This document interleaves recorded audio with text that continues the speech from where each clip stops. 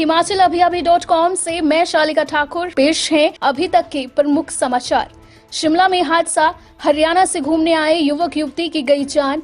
जम्मू कश्मीर के कुलगाम में सुरक्षा बलों और आतंकियों के बीच मुठभेड़, 2 आतंकी ढेर।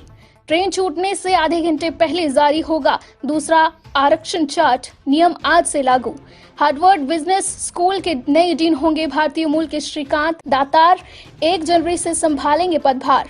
हिमाचल में नए नगर निगम बनने की प्रक्रिया फिलहाल रुकी, 1 दिन में लगा दी 2 साल की हाजिरी। वीडियो और सचिव पर FIR दर्ज।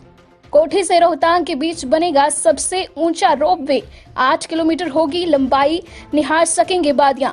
हिमाचल सरकार ने फिर लिया 500 करोड़ का कर्ज, 2000 करोड़ के पार पहुंचा मौजूदा साल का आंकड़ा।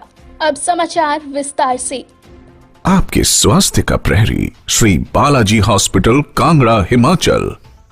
हिमाचल प्रदेश में सड़क हादसे कम होने का नाम नहीं ले रहे हैं।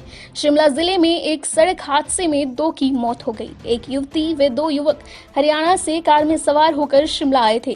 कार ठियोग उपमंडल के देहा में हादसे का शिकार हो गई। हादसे में युवती और कार चला रहे युवक की मौत हो गई, जबकि तीसरा युवक IGMC में भर्ती है। मृतकों की पहचान अनन्या तिवारी पुत्री कुलदीप तिवारी निवासी सुभाष नगर अरोई जिला जालौन उत्तर प्रदेश तथा मनीष चौहान पुत्र नेकपाल चौहान निवासी परशुराम कॉलोनी रेवाड़ी हरियाणा के रूप में हुई है।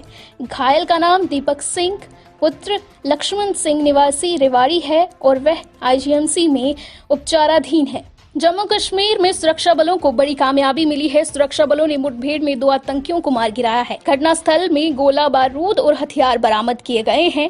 इलाके में तलाशी अभियान जारी है। जम्मू कश्मीर के कुलगाम जिले में चिनगाम इलाके में सुरक्षा बलों और आतंकियों के बीच ये मुठभेड़ हुई। न्यूज एजेंसी ANI के अनुसार खुफिया एजेंसियों से मिले इनपुट के बाद सुरक्षा बलों ने कुलगाम जिले के चिनगाम इलाके को घेर लिया। आतंकियों ने खुद को घेरा देखकर सुरक्षा बलों पर फायरिंग कर दी। सुरक्षा बलों ने जवाबी कार्रवाई करते हुए 2 आतंकियों को मार गिराया। मारे गए आतंकियों की शिनाख्त के प्रयास किए जा रहे हैं। ऑपरेशन खत्म हो गया है, लेकिन इलाके में तलाशी अभियान चलाया जा रहा है। कोरोना काल में रेलवे ने टिकट आरक्षण के नियम में बदलाव किया है। ये बदलाव शनिवार यानी आज से अमल में आ जाएगा। इसके मुताबिक अब ट्रेनों के टिकट आरक्षण का दूसरा चार्ट ट्रेन स्टेशन से छूटने से आधा घंटा पहले जारी होगा। आमतौर पर पहला चार्ट ट्रेन छूटने के 4 घंटे पहले निकलता है और दूसरा आधे घंटे पहले निकलता है। पहला चार्ट बनाने के बाद जो टिकट रद्द होते हैं उन खाली सीटों को दूसरे चार्ट में RAC या वेटिंग वाले यात्रियों को आरक्षण दिया जाता है या फिर मौजूदा रिजर्वेशन काउंटर से टिकट लिया जा सकता है।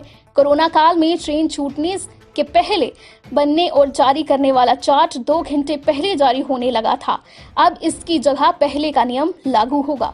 दूसरे चार्ट में उन यात्रियों की सीटें कंफर्म की जाती हैं जो पहले चार्ट के बनने के बाद अपनी यात्रा कैंसिल कर देते हैं और उनकी सीटें खाली रह जाती हैं। भारतीय मूल के विख्यात शिक्षाविद श्रीकांत दातार को हार्वर्ड बिजनेस स्कूल का डीन नामित किया गया है। श्रीकांत इस स्कूल के वर्तमान डीन नितिन नोहरिया की जगह लेंगे। हार्वर्ड बिजनेस स्कूल 112 साल पुराना है और श्रीकांत लगातार इस संस्थान की दूसरे भारतीय मूल के डीन होंगे। IIM अहमदाबाद के पूर्व छात्र श्रीकांत अगले साल 1 जनवरी से पदभार संभालेंगे। मौजूदा समय में Srikanth Harvard business school university मामलों के वरिष्ठ एसोसिएट डीन के तौर पर नियुक्त थे। हार्वर्ड विश्वविद्यालय के अध्यक्ष लैरी बैकोव ने ये जानकारी दी है। लैरी बैकोव ने कहा है कि श्रीकांत दातार एक इनोवेटिव शिक्षक और अनुभवी एकाडमिक नेता हैं। उन्होंने कहा कि वे बिजनेस स्कूल के भविष्य के लिए सोचने वाले मुख्य नेताओं में से एक हैं। इसके अलावा कोरोना महामारी से निपटने के लिए उन्होंने स्कूल में एक महत्वपूर्ण भूमिका निभाई है। शेष समाचार ब्रेक के बाद। Shri Balaji multi speciality hospital Kangra, जहां आपको एक ही छत के नीचे मिले बेहतरीन चिकित्सा सुविधाएं, cardiology, laparoscopic, general surgery, neuro surgery, orthopaedics, paediatric, radio diagnosis, urology, gastroenterology, ophthalmology, pathology, medicine, anaesthesia और डेंटल जैसी अत्याधुनिक और बेहतरीन चिकित्सा सुविधाएं, 24 घंटे इमरजेंसी सुविधा, 9 बेड के साथ critical care unit, cardiac monitor और डिफिब्रिलेटर्स, सेंट्रल ऑक्सीजन लाइन और वेंटिलेटर सुविधा।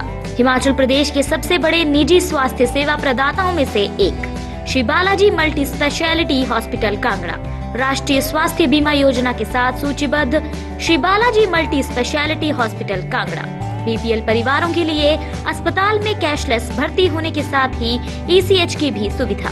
हमारा पता Shri Balaji multi speciality hospital, Balaji Vihar, Ujjain, Kangra.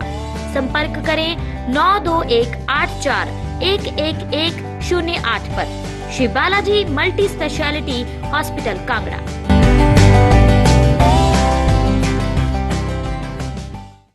हिमाचल-अभी-अभी.com में ब्रेक के बाद आपका स्वागत है। रुक करते हैं अगली खबरों का। मंडी, पालमपुर, सोलन और बद्दी बुरोटीवाला नालागढ़ को नगर निगम बनाने की प्रक्रिया फिलहाल रुक गई है। लोगों के चौतरफा विरोध के चलते इस प्रक्रिया को अभी आगे नहीं बढ़ाया जा रहा है। बताया जा रहा है कि पंचायत चुनाव के बाद ही अब नए नगर निगम बनाने की प्रक्रिया शुरू होगी। अभी हिमाचल में 2 नगर निगम हैं, इनमें से एक शिमला और दूसरा धर्मशाला है। अब जयराम सरकार ने हिमाचल में 4 और नगर निगम बनाने की पहल की है, लेकिन नगर निगमों के आसपास की पंचायतों के जुड़ने के कारण लोगों का विरोध शुरू हो गया है। नगर निगम बनाने के लिए प्रशासन ने लोगों से संपत्तियां भी मांगी थी। नगर निगम बनाने के लिए 40,000 की आबादी होनी आवश्यक है। जिला सोलन की आबादी निर्धारित नियम के मुताबिक है। मंडी शहर की आबादी 20,000 के आसपास है। इसमें मंडी को नगर निगम बनाने के लिए कई पंचायतों को शामिल करना होगा। हिमाचल के सोलन जिले के कुनिहार खंड के विकास कार्यालय के सचिव ने एक दिन में 2 साल की हाजिरी लगा दी। पेट्रोल पंप और अन्य निजी कारोबार चलाने वाले सचिव पिछले 2 साल से दफ्तर ही नहीं आया था।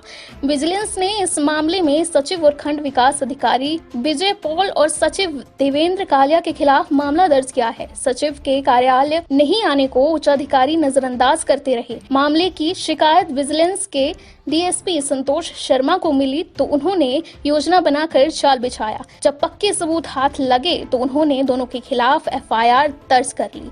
डीएसपी विजिलेंस ने बताया कि खंड विकास कार्यालय में तैनात सचिव पिछले 2 वर्षों से कार्यालय नहीं आ रहा था। विभाग को शिकायत मिली थी कि सचिव कार्यालय न आकर पेट्रोल पंप और हार्डवेयर का व्यवसाय चला रहा है। अटल टनल रोहतांग के खुलने के बाद अब रोहतांग के लिए 540 करोड़ की लागत से कोठी से रोहतांग के लिए 8.01 किलोमीटर लंबे रोपवे का निर्माण किया जा रहा है। पर्यटन विभाग ने रोहतांग रोपवे का सर्वे कर इसका पूरा प्राक्कलन सरकार को भेज दिया है। 3 अक्टूबर को अटल टनल रोहतांग के उद्घाटन को पहुंचे प्रधानमंत्री नरेंद्र मोदी ने भी इस प्रोजेक्ट को देखा था। 3 चरणों में बनने वाला ये रोपवे देश का सबसे ऊंची जगह पर बनने वाला रोपवे होगा। इसके बनने से सैलानी सर्दी के मौसम में भी बर्फ के फाहों में रोहतांग दर्रे का सैर सपाटा कर सकेंगे। रोपवे का पहला चरण मनाली के कोठी से गुलाबा तक का होगा, जिसकी लंबाई 1.2 किलोमीटर होगी। दूसरा चरण गुलाबा से मड़ी होगा, जिसकी लंबाई 2.8 किलोमीटर होगी। मड़ी से रोहतांग दर्रे तक के तीसरे चरण की लंबाई 3.1 किलोमीटर होगी। कोरोना काल में खस्ता हाल हुई वित्तीय स्थिति के बीच हिमाचल सरकार ने 500 करोड़ और कर्ज लिया है। ये राशि रिजर्व बैंक ऑफ इंडिया से मिल गई है। इसके साथ कर्ज का आंकड़ा इस साल 2000 करोड़ से ऊपर पहुंच गया है। पिछले महीने सरकार ने लोन नहीं लिया था, मगर इस बार वित्तीय प्रबंधन के लिए लोन लेना जरूरी हो गया था। सूत्र बताते हैं कि आने वाले कुछ दिनों में और लोन लिया जाएगा, क्योंकि अभी तक सरकार देनदारियां सरकार पर हैं। पुराने लोन का भुगतान इसमें अहम है, जिसके लिए सरकार को पैसा चाहिए। वहीं जीएसटी की एब्स में जो राशि केंद्र सरकार से मिलनी थी वह नहीं मिल पाई। इससे भी यहाँ पैसे की किल्लत हो गई है। जीएसटी काउंसिल ने प्रदेश को जो विकल्प दिया था उसे अपना लिया गया है, जिसे अभी केंद्र सरकार से मंजूरी मिलनी है। हमारा अगला बुलेटिन आप सुन सकते हैं शाम 7:30 बजे। तब तक के लिए नमस्कार। आपके स्वास्थ्य का प्रहरी श्री बालाजी हॉस्पिटल, कांगड़ा, हिमाचल।